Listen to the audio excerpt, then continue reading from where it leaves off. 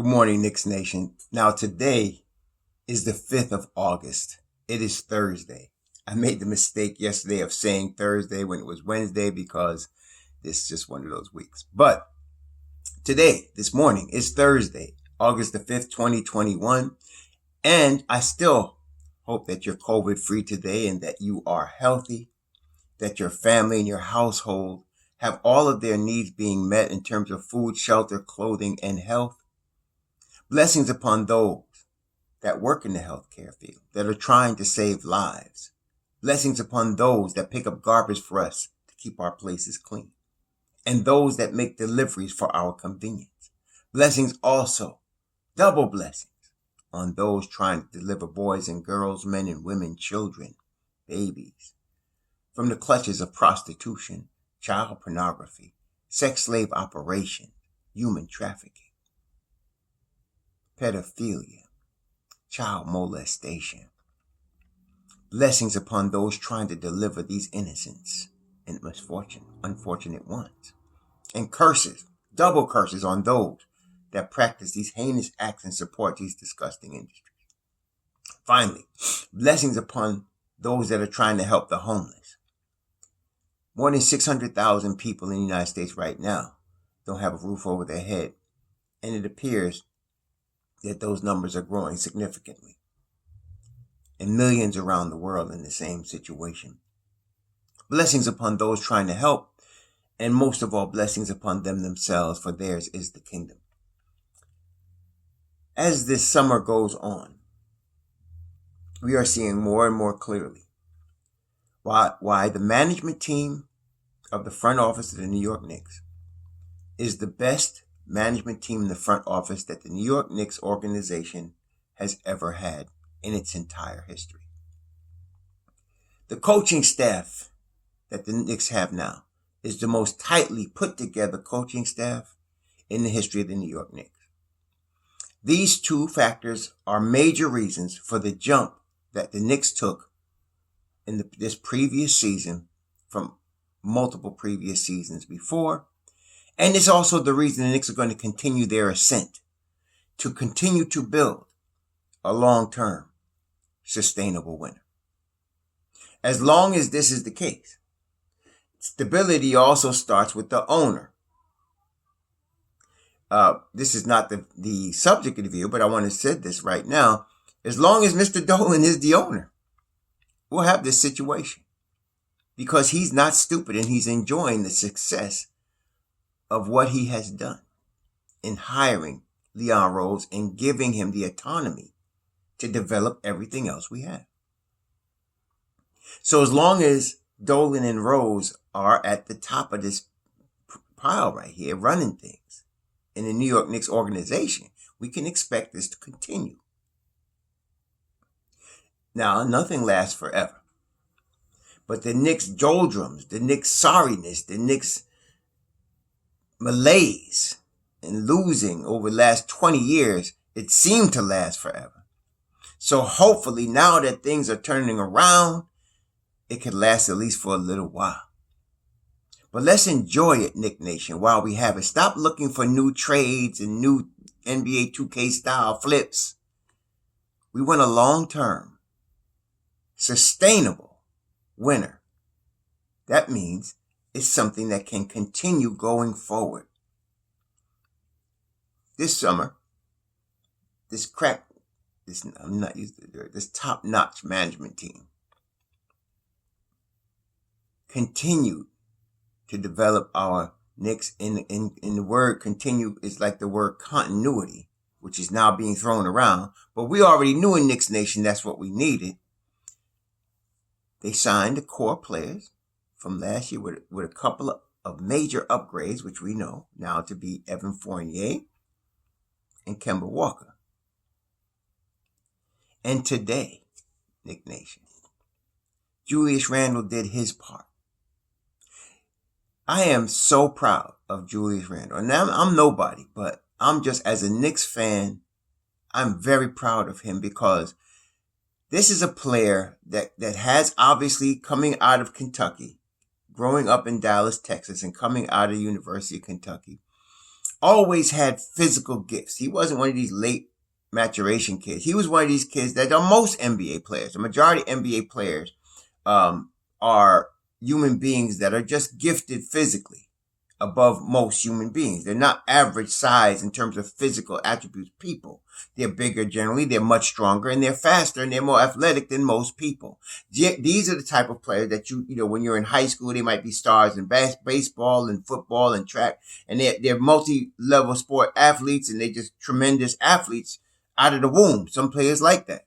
And Julius Randle was one of those, just naturally gifted, bigger, stronger, faster than his peers. And that's not unusual for an NBA player. But the difference between great and good is taking those natural gifts and extending them to the nth degree with all the effort and earnestness that you can. And that greatness has been seen, in past NBA players, most significantly players like Michael Jordan and Kobe Bryant, who took the natural gifts that they were born with and pushed them to levels that had never been seen before. And the accomplishments ended up being a whole bunch of hardware, including multiple championship rings. And so here you have Julius Randle, who actually studied this style under Kobe Bryant and decided that he was going to try his best to get the best out of his talent as a basketball player. Combining that with the timing of the hiring of Tom Thibodeau, a guy who is known to help players get the most out of themselves. And you have what you had last year. A tremendous magical year for Julius Randle in terms of the most improved player, all NBA, all star. 24 points a game, 10 rebounds, his career numbers, 40% from three-point range. And so even myself, I cannot expect him to duplicate that, although I wouldn't be completely surprised if he did. But the question that I had, and many Knicks Nation had, going into this offseason is, now that Julius has established himself, is he going to continue in any kind of way at that level? Is he going to want to? Is he going to continue to put that desire, that try in? And being that he was all NBA and all star, we were like, oh shoot, he is on a tremendous deal. Thank you again, Steve Mills and Scott Perry, for going out and signing Julius Randle to 3 years and 63 million with only the first year guaranteed, and giving him incentives so that if he performed, he would get paid more. And that worked out beautifully. The cap space coming from the Kristaps Porzingis trade, and 5 of the 6 first-round picks that we now own over the next 4 years coming from that trade. So, and of course, the promise that Steve Mills did make that he would never trade first-round picks, because that was, New York Knicks were notorious for dealing out first-round picks like candy. And he came in, and with those mistakes that he made, but he said, I will never trade first-round picks, and he never did. That's why we have 5 first-round picks of the 6 from what he did. So props to Steve Mills. Tired of all the hate Knick Nation try to vomit on their own people. Look for some positive sometime. Anyway, so now Julius Randle has outperformed the contract to the point where we were thinking, now he's eligible for $200 million possibly at the end of next season. And of course, we then, with that large of a number, we had to look at this very soberly. And I'm sure the Don and his crew did also. And we all came to the correct conclusion that Julius Randle, as great as he has become, is not a $200 million player, because he is not the first option on a championship team. Now we're talking champion. Julius Randle could be the first option on a team coming out of the sewer to the 4th seed, to the playoffs, and you'll come up short, which is what we did. But one of the things about great players, aside from their work ethic, is that they understand their limitations. They understand what they need around them. But they understand that they're not supermen. And Julius Randle apparently came to this conclusion because he just signed an extension for 4 years and $117 million. I know that's a lot of money, more than I'll ever see. But for an NBA player that might have been worth $200 million, he took the humble route for the good of himself, his family, and the New York Knicks. Julius is now locked up for the next 5 years. This is the last year of that 3-year deal that he signed, and then he has an extension for 117, a team-friendly deal that don't hamstring the Knicks going forward, which still puts us in a position to get a max player later on if we need to. So now we can look back and see the brilliance of the Knicks management. So the Don, I picture him in his office, having Scott Perry around him and Walt Perrin and Brock Aller, his consigliere. And the Don was sitting there and everybody was wondering what we were going to do because he had carefully built this team and its salary structure. He had put the team together so that nobody had longer than a 3-year deal. And most of the deals were 3 years with a team option on the 3rd year, Fournier with the team option on the 4th year. But they still had this gaping problem at the point guard position. And as we had thought, they had a board in their mind who they were going to go after. And it was pretty much, we were pretty accurate when I mentioned Kyle Lowry, CP3, and one of the names I did mention was Kendrick Nunn. And so they saw Lowry go to the hated Miami Heat. They saw the contentment of CP3 to stay in Phoenix and the owner pulling out his checkbook to make sure that that was the case. And they approached Kendrick Nunn with a bag. And Nunn chose to try to get a chip. And all that was left, apparently, was Dennis Schroeder and Reggie Jackson, neither of whom, despite of what the media said, that we were targeting them, neither of whom, the Don or his consigliere or his crew, was high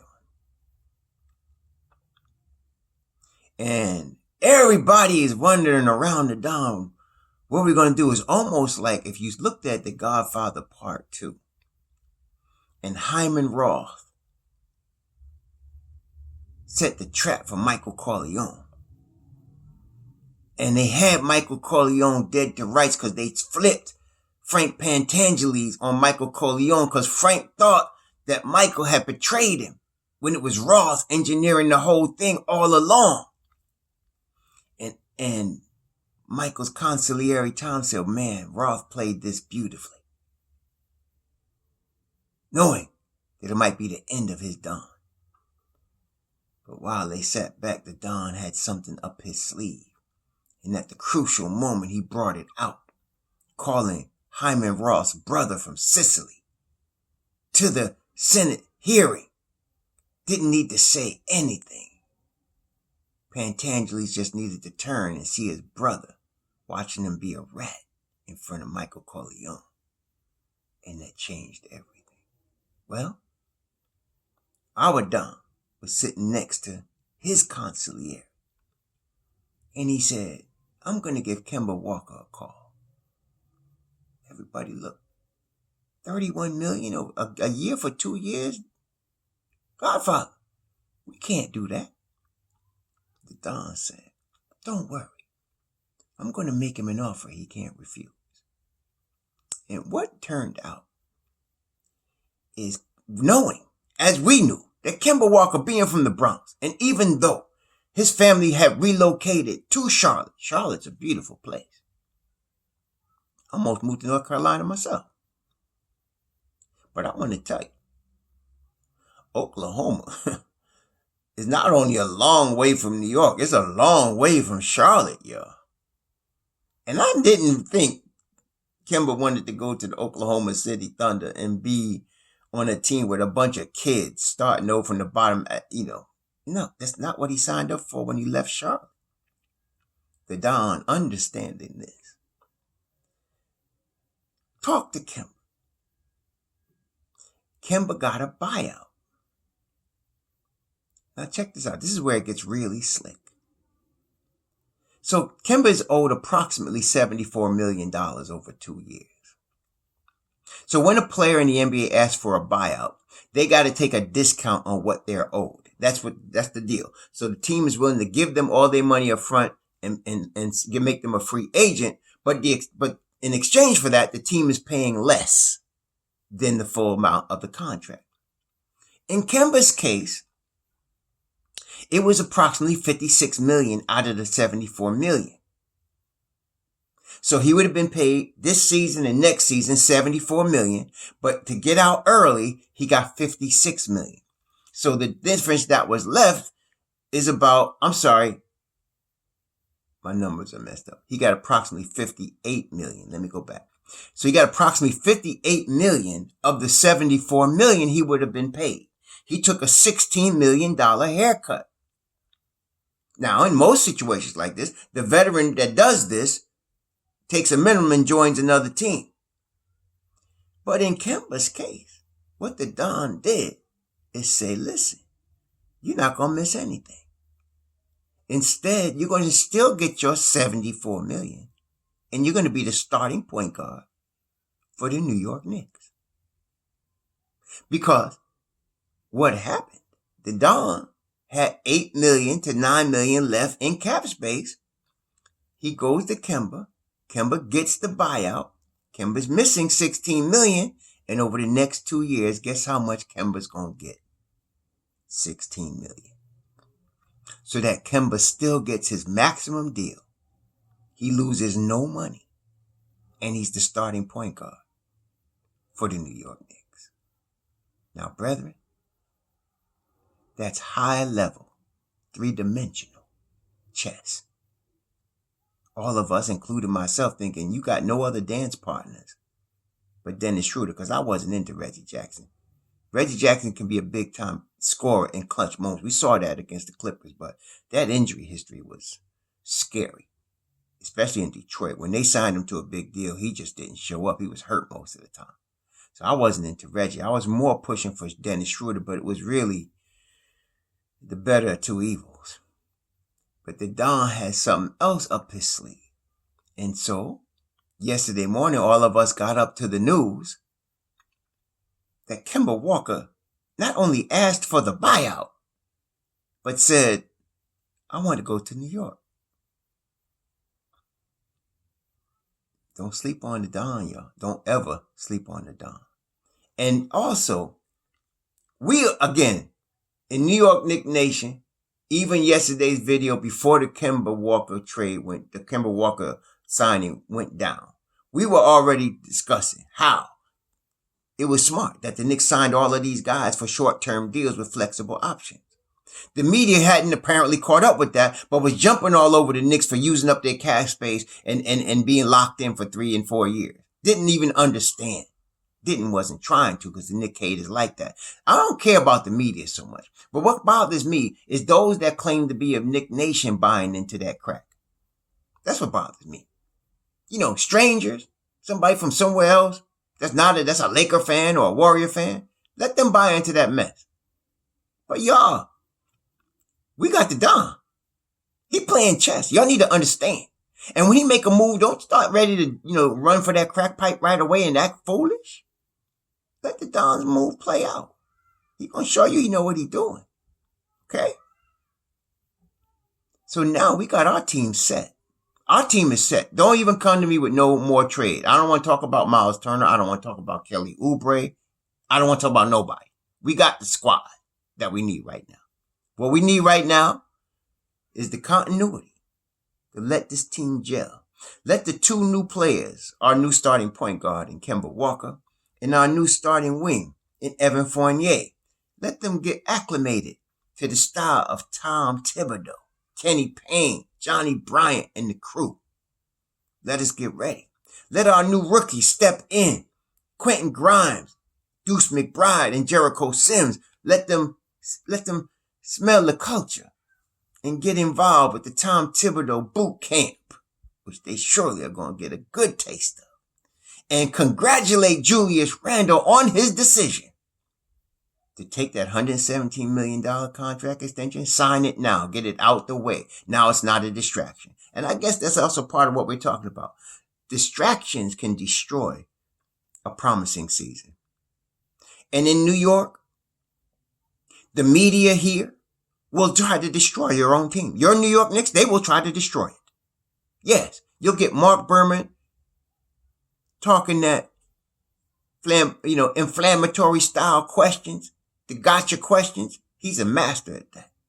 Followed by Stephen Bondi of the Daily News, and what's the name of this fool again? I forgot his name. It's a good thing I forgot his name. He used to work for the Daily News. Anyway, you got all of these fools always down in the Knicks, and they supposed to be from New York. Okay? And of course, they help flame the flames of those that are haters anyway. And so they will create dissension. They will create distractions where they didn't exist.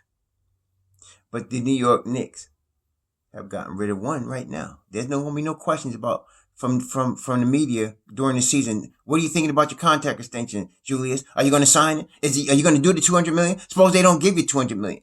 I heard they not say you're worth $200 million. Are you going to go to another team? No. All done now. No distractions about that. Let them come with other things, which I'm sure they will. So there you go. The New York Knicks are now preparing for the 2021-2022 season. Their best player from last season is signed. Their newest player knows what his role is going to be. They got a starting five of Julius Randle, Mitchell Robinson, Evan Fournier, R.J. Barrett, and, of course, Kemba Walker, backed up by a second five of Derrick Rose, Emmanuel Quickley, Alec Burks, Obi Toppin, and Nerlens Noel, backed up by Deuce McBride and Quentin Grimes and Kevin Knox. Summer League starts this Sunday, y'all. And let's get this thing rolling. Because the Knicks, we not back, we here. Have a good Thursday. Shalom.